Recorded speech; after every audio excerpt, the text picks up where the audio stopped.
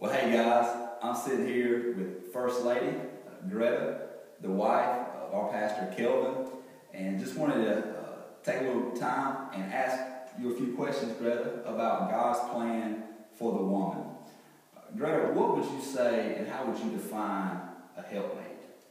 Well, a helpmate is, I believe, described in the very beginning of the Bible in Genesis when God made Adam first. And after he made Adam, he gave him a job, a certain role. He was to name the animals, take care of the earth, and have dominion over all of the earth.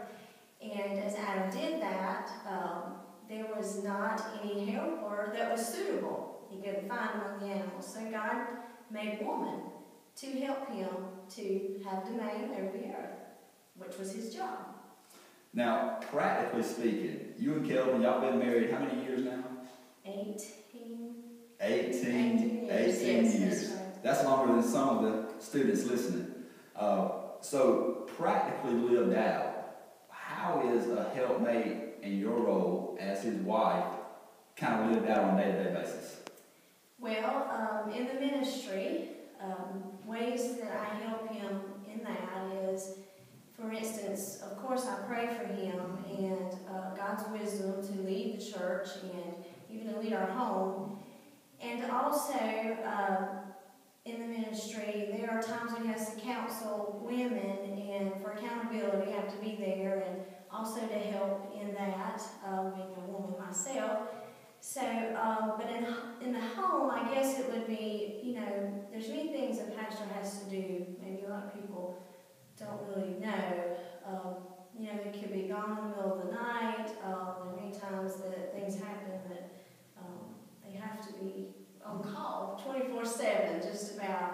So in my life, every day, it would be, taking care of the children, making sure we have clean clothes, food, schedules, everybody's schedules. There are many children, so there are different places they have to be, making sure that doesn't hinder the going on in our house. And so just helping in any way that I can to run our house. Day-to-day responsibilities. Right. I got you.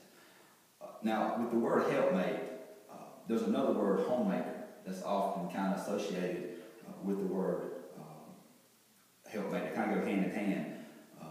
And talk a little bit about a homemaker, because you've been a homemaker for quite some time now, and maybe why you would consider that as one of life's highest callings.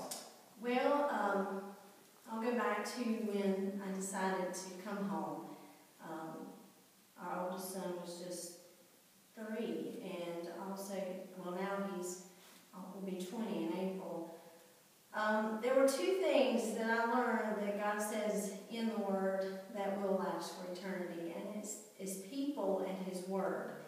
And as I had children, I realized that they are more important to spend my time and efforts and energy on helping them to know the Word, and therefore that took time. So I felt called to be at home. Now, being at home means that a homemaker would, of course, take care of the children, love them, teach them, of course, of the Word, make sure clothes are clean, the house is clean, just to make sure the house runs well, so that everybody in the house can do what they need to do. Absolutely, absolutely.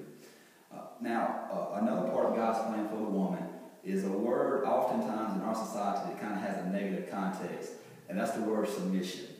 When it comes to God's plan for the woman and talking about submission, what are your thoughts on that? Well, I think I'd like to use an analogy for submission. There's submission all throughout our society. We play ball, whether it's football or softball or baseball. We will subject ourselves to the coach, who is the head of the team, so that we can help the whole team to win.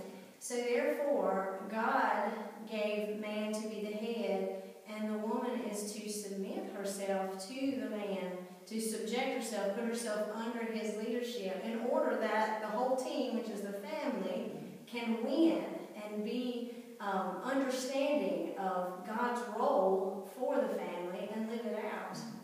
So you would probably say then, when it comes to the male gender and the female gender, it's not a matter of one being lesser in value or worth. It's just kind of the order of creation and how God set it up. Would you agree with that? Yes, and I would even say, as even Christ subjected or submitted himself to the Father's will. There's nothing negative in that. That was so that all of us could be saved if we chose to follow Christ. So they're not unequal. God is still God and Jesus is God, but nevertheless they had different roles. That's right.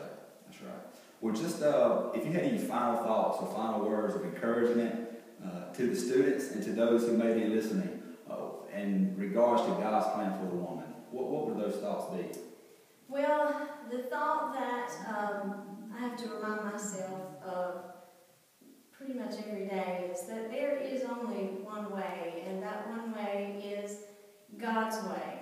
And remind myself too, in Proverbs it says that there is a way that seems right to us, but in the end it's destruction. And so in submitting myself under the authority of a husband, which would be Kelvin, that's God's way, and that's the only way. And if I use or go my way, then the end is destruction. That's pretty easy. Do I want God's way and excel and things to be like they're supposed to be, or do I want my own way and the end be destruction? So that's good.